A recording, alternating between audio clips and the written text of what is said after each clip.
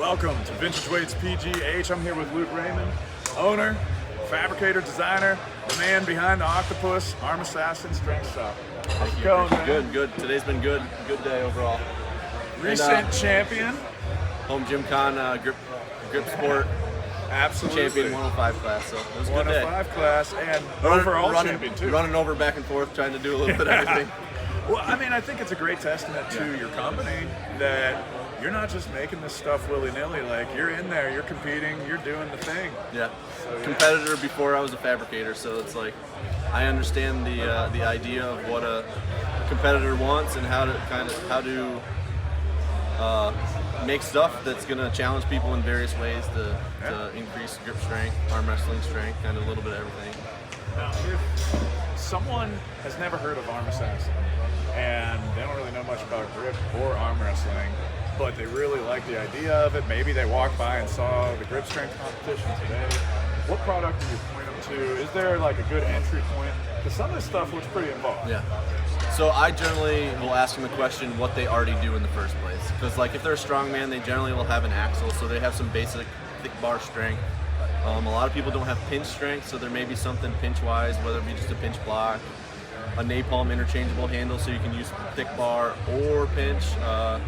So I really kind of get an idea of what their starting point is with what they have, what they know, what they don't know, and kind of go based on that, because you can dive deep in and get hundreds of implements, as like we all know, we all have, and or you can start with the basic 5 to 10 items that kind of can cover everything, and then kind of learn specific movements based on that afterwards. But it's really hard to say the basic 1 or 2 items, because aren't 1 or 2 items. There's contests that have we had a medley with 10 different items in it, and then we had 3 other events. So yeah, so right there, that was, you know. So that's the part. Is like how do you train all those items? Well, some things carry over to others don't. Some you might only see once a year or once every few years. So it really depends on how involved they want to get. A lot of, not a lot, but I'd say 5 or 6 competitors reached out to me and asked, like, well, what's in the medley? How do I train for the medley? And I said, the medley's kind of like showing up for a standardized test back when you're in school. Like, you can't really study for it. Like, you just... And especially people that have never touched some of the items. Like, one advantage of me being a seasoned competitor is I understand roughly what I can do on items, so I kind of understand, like, what's going to be easy, what's going to be hard. And to do well in a medley, especially a time-based item, you got to understand what items are hard that you have to do at the beginning, because if you're tired at all, you might not lift it, versus other items are easy, so you can leave them towards the end. So that's like, I started with a Fat Man Blob, because I know out of all the items for me, that's the hardest thing to lift. So if I'm a little bit fatigued, I might not lift it. So that's why I started there. And that's something that just a seasoned competitor that understands those ideas. But as a newbie, it's just come out, have fun, grab some things, see how you do, and enjoy it with low expectations. I mean, we all started there. Yeah, we all started there. I've had a couple today come up to me this afternoon, one while I was having lunch, and say, oh, I went over to Arm Assassin, I picked up this stuff because, this was so much fun today. So it's cool to bring some new people in. Absolutely. For sure. Yeah, and as far as the booth, as a fabricator, you're trying to figure out what you want to bring for people to try, what you want to have to sell. And some things, like, I've already sold all this stuff I brought, and other things, it's like they're never going to buy any, because there's like arm wrestling stuff. There's just not many arm wrestlers here. But well, let's take a look at some of your stuff over here. So you've got like a wall over here. Yeah, so I have some of the like tabletop stuff. So tabletop stuff. Loading pins, tabletop pinch grip. Like, this is pretty standard. You got some loading Then you pins. got like if you want to train pinch, but you have grippers, so now you got pinch grip handles, so you can train pinch on it. And I mean, if you're watching this and you don't really train grip, there's a lot of things that attach to a loading pin. So having a nice loading pin is essential. So that's why you have so there's 2 different attachment styles. So you have like a rigid connect, and then you just have a basic carabiner style, like here with the eye hooks. Yeah. And then some of these pieces here are interesting. Some of these are odds and ends. So this is a Arm Assassin specific. Like, I came up with this idea. So with the chain and the ring, you have this rotational resistance that you normally don't get with a standard handle. So as a curl item, as you go to kind of go down, it wants to actually open your wrist up. So now you got to maintain wrist flexion. while doing a bicep curl. So now it's a multi-joint movement versus just a bicep curl. And then you can switch it around, do it from a high position, and do your tricep movement. So it's the same idea. Some of these other things, so variations, more of a neutral grip position, but the chain will now anchor, so you can do like a straight row, or you can unhook the chain and do like a hammer curl where it wants to dump your wrist, either high or low position, depending on how you hold it. And then over here on this wall, this is like, yeah, so you got your, this is a dream come true. You got your assortment of handles. So basically anybody could come, all these handles are here to throw them on a loading pin, throw them on the cable machine, test them out, see how they feel. So you got anything from these smaller key pinch style odds and ends to hubs, larger hubs. Some of these arm wrestling specific handles for wrist strength up top. I can say this was one of the so a lot of people underestimated. Yeah, people looked at it's an inch pinch because it's a 1x2 block, and it's in the medley. A lot of people were shocked, like, oh man, this is tough. It's designed for a key pinch, so like you're grabbing a key, just thumb and index finger. And when you put 50 pounds on it, you start to realize that that's not as easy as you thought it was. No, it is not.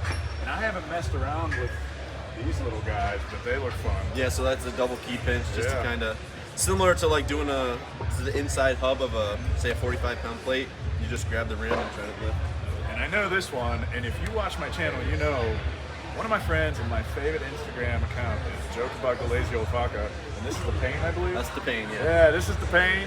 So what's your relationship with John and some of his tools? So John first was a customer of mine and bought some stuff, and then he also started coming up with these odd implements that are like one-offs, and then he would get, just similar to how I started, he'd make this thing and he'd put it on Instagram or social media, and then he'd get a bunch of messages that people wanted to buy it.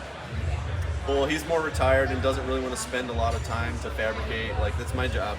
So he's like, hey, this is what I make. This is the dimensions that I make it. If you want to add it to your site, go ahead. And he's like, cool. Some of that material, like I can't even get that in the mainland U.S. because it's specific to Hawaii. Coastal Hawaii and these high like humidity, saltwater areas.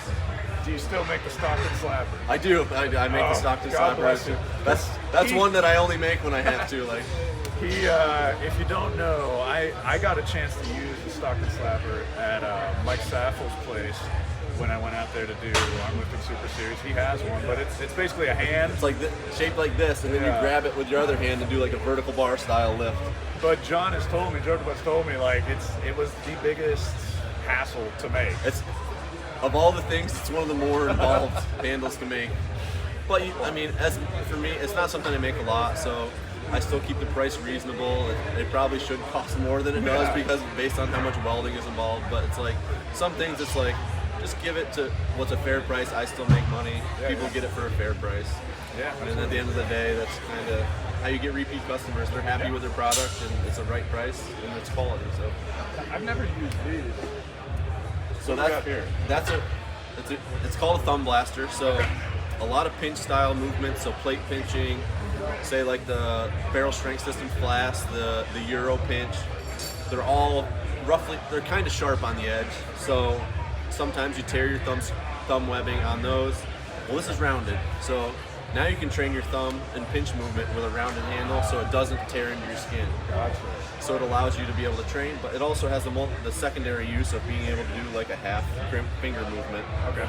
So it's loading pin lift. I mean, you can technically do it from a cable if you really wanted to. Yeah, different diameters. And then not everybody has the same hand size. So like, I would run a contest where I would have the three main sizes: the 1 5/8, 2 inch, and 2 3/8, and then the competitors pick their size. So it's like an adjustable handle. So that if you have big hands, you might like the 2 3/8 version because it fits your hand better. But if you have small hands, you might like the 1 5/8. But now they're all running that one event with one item, but they get to pick and choose like an adjustable Euro, like the Euro.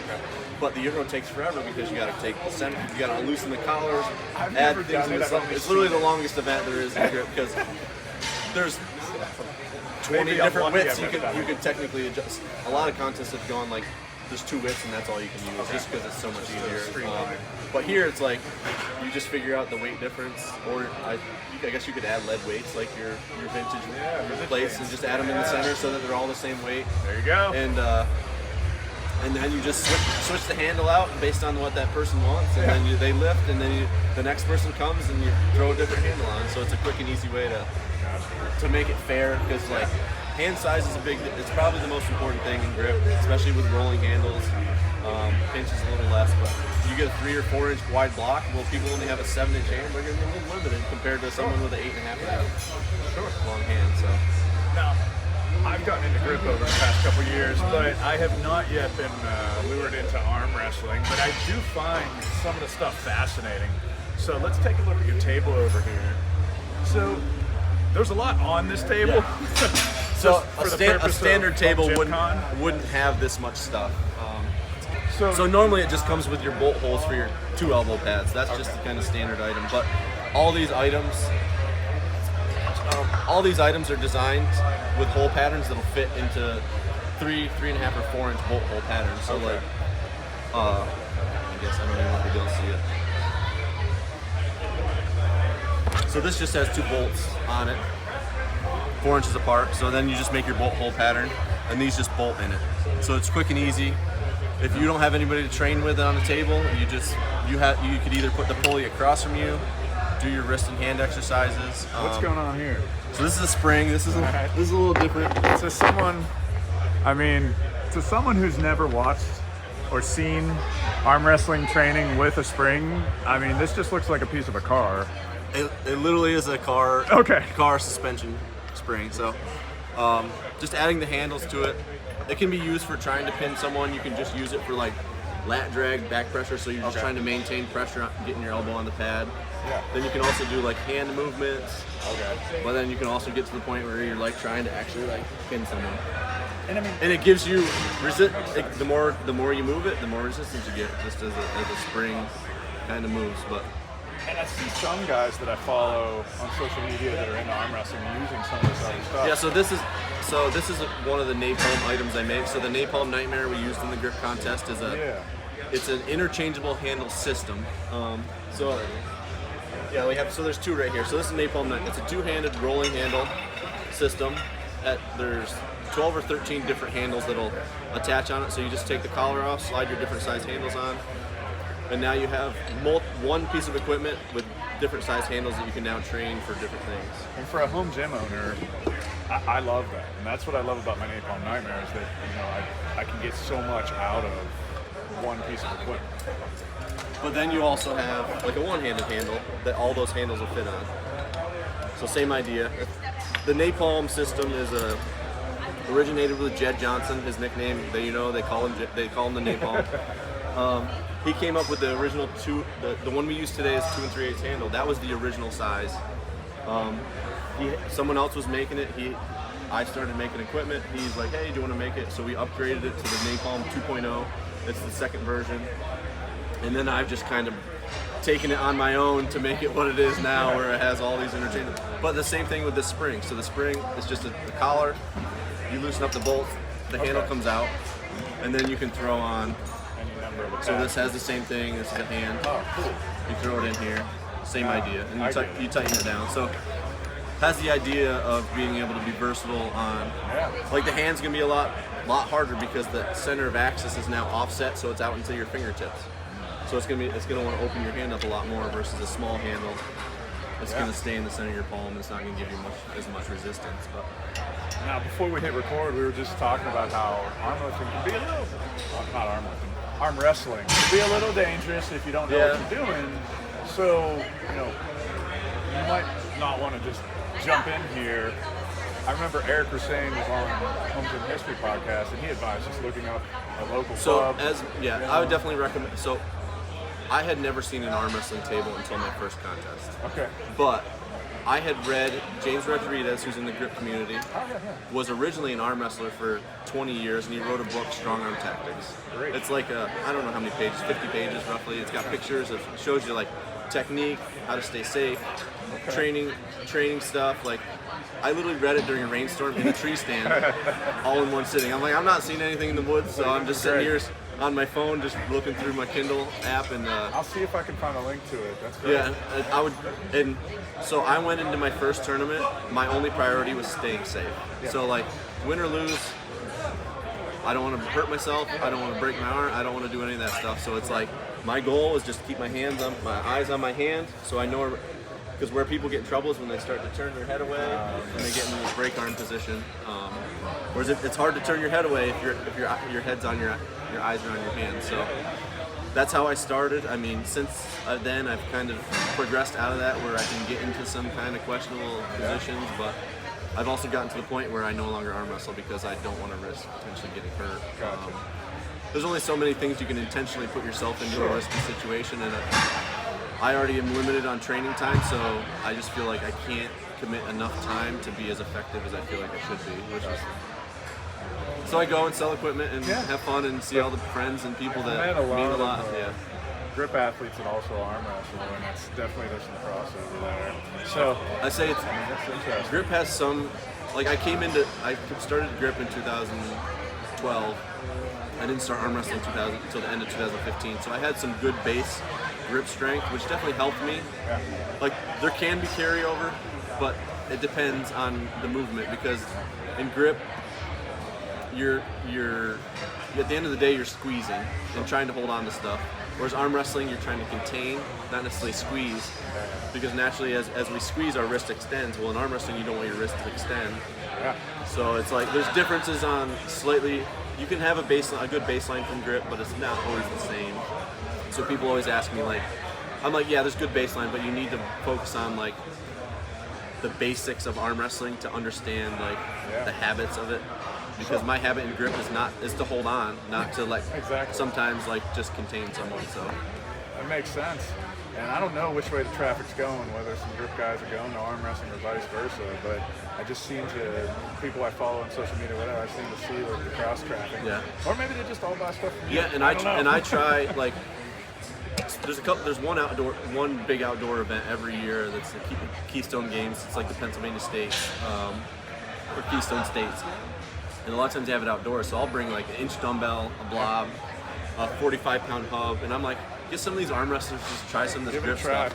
And they'll come over and be grabbing it all day long and get mad about it because they can't lift things. And it's like, some things I like walk up and lift it and they're like, what the heck? I mean, still same thing here. Yeah. We got an inch dumbbell and not one person's lifted it yet. I was just going to say, did you get any takers? No, not one person's lifted the block. Anyone give it a try? One guy broke it off the ground a little bit, yeah, so that was a good thing. So it was a start. Better than me. Yeah, I'm only in like the 140s right now. I'm still working up. It's fun. It's always fun to have people grab stuff that is a feat considered to us grip guys. But it took me 5 years to lift the inch dumbbell, so people don't necessarily just come into it and have huge success. It's a serious endeavor. Some people have to work hard to get to where they need to be. So. And it's something that it's just something you're doing as a point of pride and a point of success and joy. There's no like official organization that arrives once you lift an inch dumbbell and says like hooray for you. It's just now you can live your life saying you've done it, and that's why I want to do it. You join that club that's very small percentage of the population that can do it. Like a woman's never lifted it, so it's like, I mean, you don't want to say that the whole thing like women are weak, but no one's ever lifted it as a female. So that's and then there's big, strong guys that you would think that could lift it and it doesn't come off the ground. And then there's smaller guys that you're like, what the heck? How the heck did they lift it? Yeah. So they come from all backgrounds: rock climbing, arm wrestling, and it's just you never know. You never know what you're gonna get with the variety of people in a niche sport like grip sport and arm wrestling. Well, thanks for taking us around your booth, and thanks so much for sponsoring and helping out so much with the grip strength competition here at HomeGymCon. If you want to check out Arm Assassin Strength Shop, just head to their website, armassassinstrengthshop.com. There'll be a direct link in the description. And please, if you've never tried out any of this stuff, take a look around his website. You know, like you said, there's something that will complement what you're already doing and probably help what you're doing. Absolutely, and reach out on Instagram or Facebook, just Arm Assassin Strength Shop. So. Hey, thanks Appreciate so much. it. Absolutely. Thank you again.